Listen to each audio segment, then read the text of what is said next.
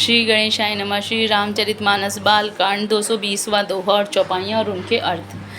वे किशोर सुषमा सदन श्याम गौर सुख धाम, अंग अंग पर बारही कोटि कोटि सतकाम। इनकी किशोर अवस्था ही सुंदरता के घर, सांवले और गोरे रंग के तथा सुख के धाम है।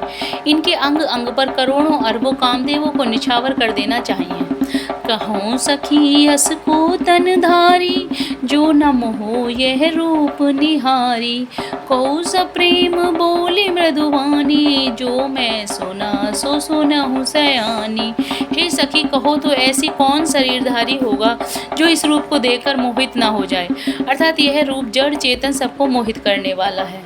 तब कोई दूसरी सखी प्रेम सहित कोमल वाणी से बोली, हे सयानी, मैंने जो सुना है उसे सुनो।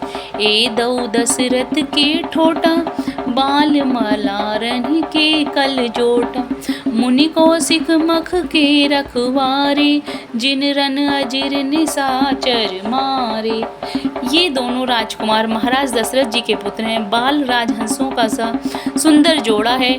ये मुनि विश्वामित्र के यज्ञ की रक्षा करने वाले हैं। इन्होंने युद्ध के मैदान में राक्षसों को मारा है। श्याम गात कल कंज विलोचन, जो मारीच सुभुज मधुमोचन।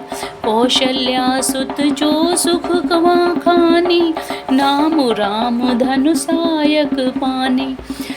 जिनका श्याम शरीर और सुंदर कमल जैसे नेत्र हैं, जो मारीच और सुबाहु के मद को चूर करने वाले हैं और सुख की खान हैं, और जो हाथ में धनुष बाण लिए हुए हैं, वे कौशल्या जी के पुत्र हैं।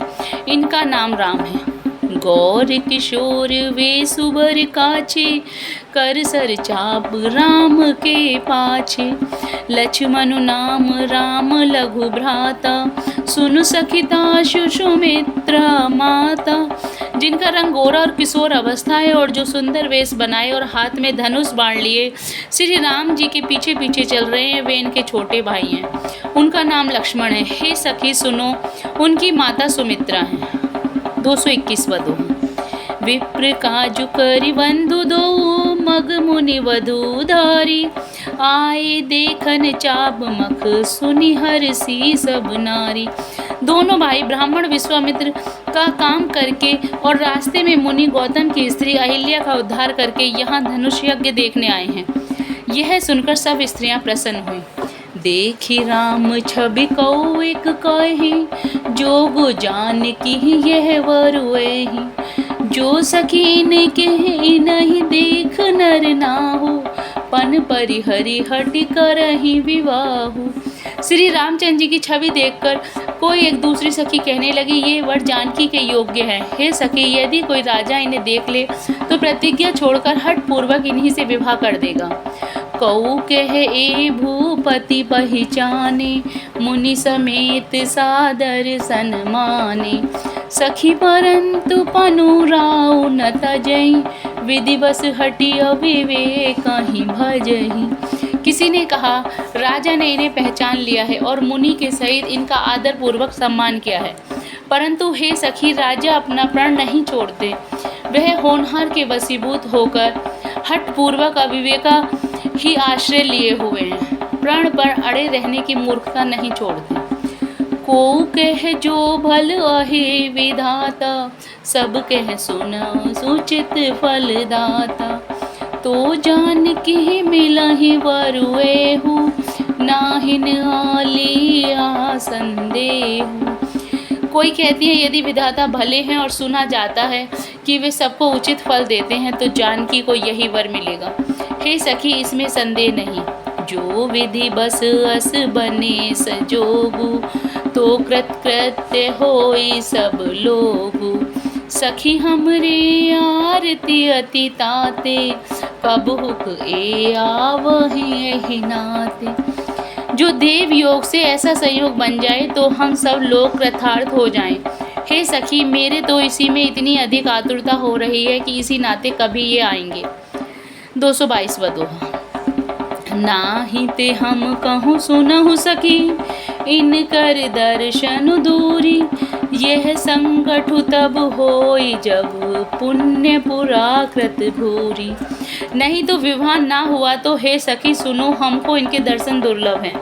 यह संयोग तभी हो सकता है जब हमारे पूर्व जनों के बहुत पुण्य हों। बोली अपर कहूँ सखिनी का, एहि बिहाई अति हित सब ही का। को कह शंकर चाप कठोरा, ए श्यामल मृदुगात किशोरा। दूसरी ने कहा, हे सखी तुमने बहुत अच्छा कहा, इस विवाह से सभी का परम हित है।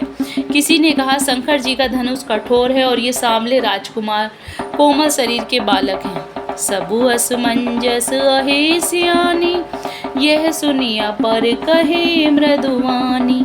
सखीन कह को अस कही, बड़ प्रभाव देखत लगु एही। यह सियानी सब असमंजस ही है। यह सुनकर दूसरी सखी कोमल वाणी से कहने लगी, हे सखी, इनके संबंध में कोई ऐसे कहते हैं कि ये देखने में तो छोटे हैं पर इनका प्रभाव बहुत बड़ा है। परसि जासु पद पंकज धूरी, तरि अहिल्या कृत अग भूरी। सो की रही बिनु शिव धनु तोरे, यह प्रतीति परिहर न भूरे। जिनके चरण कमलों की धूलि का स्पर्श पाकर अहिल्या तर गई, जिसने बड़ा भारी पाप किया था, वे क्या शिव जी का धनुष बिना तोड़े रहेंगे? इस विश्वास को भूलकर भी नहीं छोड़ना चाहिए। जेहि विरंचि रचिसिए सवारी, तेहि श्यामल बरु रचऊ बिया बिचारी। ताशु बचन सुनि सब हर्षानी, ऐसे ही हो कहे मृदुवानी। जिस ब्रह्मा ने सीता को सवार कर बड़ी चतुराई से रचा है, उसी ने विचार कर सांवला वर भी रच रखा है। उसके ये वचन सुनकर सब हर्षित हुई और कोमल वाणी से कहने लगी, ऐसा ही हो। 223वां दोहा। हिय हर सही बर सही सुमन, सुमुख सुलोचनी वृंद। जाहिक जहाँ जह बंधु दो, तह तह परमानंद। सुंदर मुख और सुंदर नेत्रों वाली स्त्रियां समूह की समूह हृदय में हर्षित होकर फूल बरसा रही हैं। जहाँ जहाँ दोनों भाई जाते हैं वहाँ वहाँ परम आनंद छा जाता है। पूरव दिशि गे दो भाई, जय धनुमुख हित भूमि बनाई। अति विस्तार चारु गच ढारी, विमल वेदिका रुचिर सवारी। दोनों भाई नगर के पूरब ओर गए, जहाँ धनुष यज्ञ के लिए रंग भूमि बनाई गई थी। बहुत लंबा चौड़ा सुंदर ढाला हुआ पक्का आंगन था, जिस पर सुंदर और निर्मल वेदी सजाई गई थी। चहुँ दिशि कंचन मंच विशाला, रचे जहाँ बैठे ही महिपाला। तेहि पाछे समीप चहुँ पासा, अपर मंच मंडली विलासा। चारों ओर सोने के बड़े बड़े मंच बने थे, जिस पर राजा लोग बैठेंगे। उनके पीछे समीप ही चारों ओर दूसरे मचानों का मंडलाकार घेरा सुशोभित था।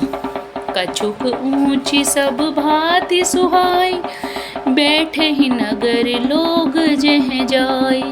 तिनके निकट विशाल सुहाई, धवल धाम बहु बरन बनाई।